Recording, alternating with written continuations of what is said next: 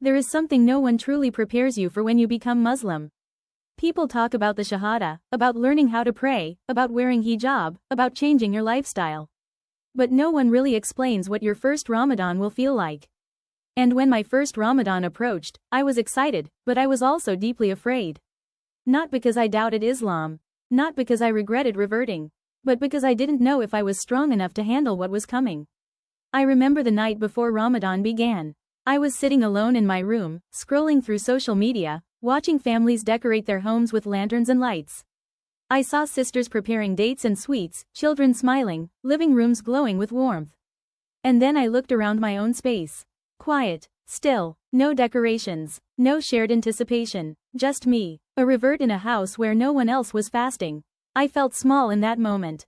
I whispered, Ya Allah, I hope I don't disappoint you. That first sahur felt unreal. My alarm rang before dawn and for a few seconds I stared at the ceiling wondering what I had signed up for. The house was silent, the sky outside was dark. It felt like I had stepped into a private world that only Allah could see.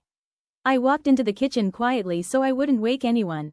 The refrigerator light seemed too bright against the darkness.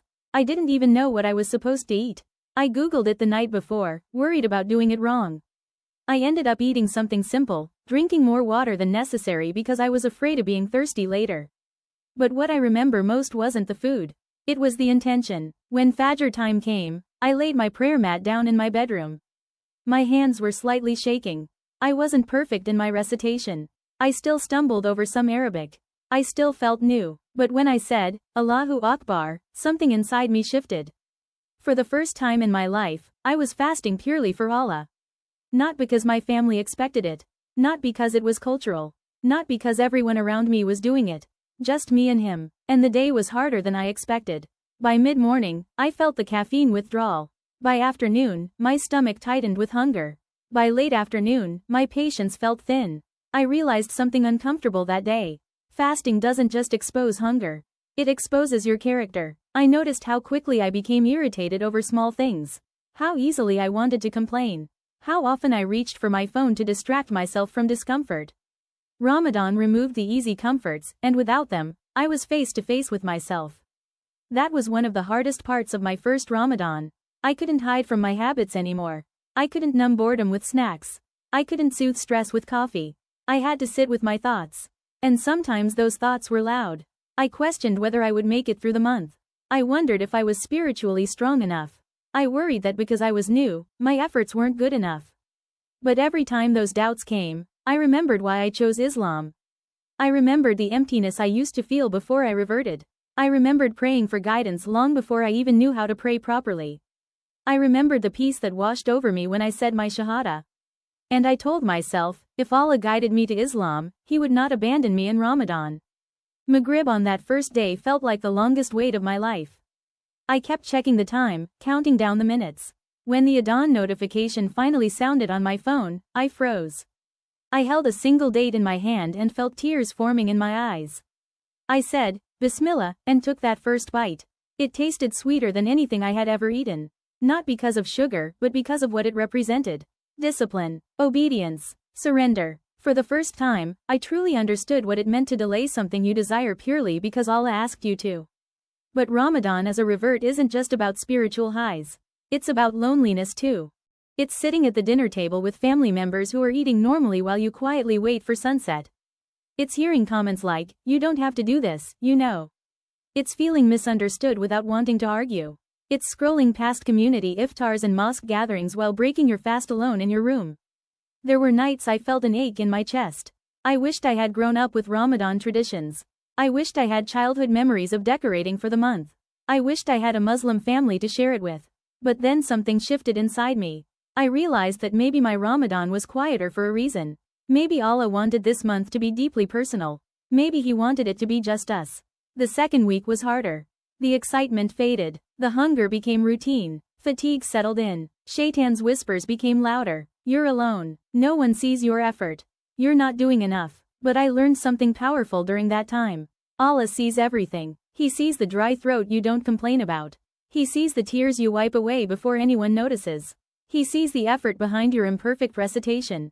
He sees the struggle behind your patience. Even if no one else in my home understood what I was doing, Allah understood. And that became enough. Tarawih was another emotional experience. The first time I went to the mosque during Ramadan, I felt nervous. Everyone seemed confident. They knew when to move, when to say Ameen, how to stand with certainty. I felt like the new girl who didn't know the steps. But when we stood shoulder to shoulder in prayer, something beautiful happened. No one knew I was a revert. No one knew my past. No one knew my insecurities. We were all just servants standing before our Creator. And in that moment, I didn't feel different. I felt equal. The nights during Ramadan were the most transformative. After iftar, when the house was quiet again, I would sit on my prayer mat longer than usual. I would reflect on my life before Islam, the choices I made, the emptiness I felt, the confusion I carried, and I would compare it to the stillness I felt now. Ramadan felt like a reset button, a spiritual detox, a chance to begin again. During the last 10 nights, everything felt heavier and more urgent. I had heard about Laylatul Qadr, a night better than 1,000 months.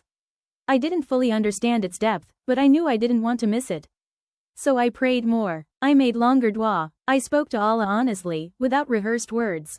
I told Him about my fears of being alone in my faith. I asked Him to soften my family's hearts. I asked Him to keep my heart firm. And one night, in sujud, I felt something I cannot fully describe. A sense of safety, not physical safety, but emotional and spiritual safety. The kind that comes from knowing you are completely known by Allah and still loved. That feeling changed me. By the time Eid approached, I wasn't the same person who nervously prepared for sahur on the first night. I had grown. I had faced hunger, loneliness, doubt, and insecurity. And I had survived. More than that, I had strengthened. Ramadan didn't just teach me how to fast. It taught me how to discipline my desires. It taught me empathy for those who struggle daily. It taught me gratitude for every sip of water. It taught me that patience is a form of worship. And when Eid morning came, I felt proud. Not in an arrogant way, but in a quiet, humbled way. I had completed my first Ramadan as a Muslim. Alone in some ways, but never truly alone. Because throughout every moment, every dry throat, every whispered dua, Allah was there. My first Ramadan emptied me of distractions and filled me with light. It stripped away comfort and replaced it with clarity. It took away noise and gave me peace. And if you are about to experience your first Ramadan as a revert, I want you to know this: you will feel overwhelmed. You may feel lonely, you may doubt yourself, but you will also discover a strength inside you that you didn't know existed.